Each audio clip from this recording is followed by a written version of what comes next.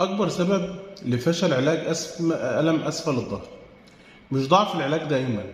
المشكلة غالبا إننا بنعالج التشخيص الغلط.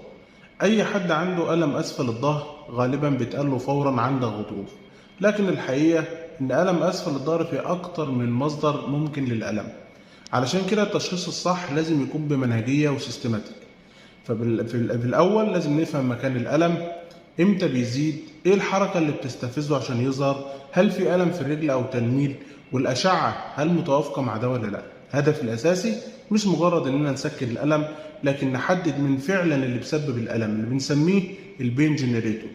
لأن علاج التهاب المفاصل غير علاج الغضروف غير علاج أي مشكلة ميكانيكية في الحوض أو الفقرات.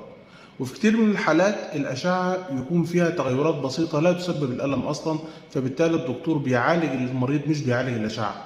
فالتشخيص الصح في الأساس هو نصف العلاج أو أكتر من كده. ودمتم سالمين.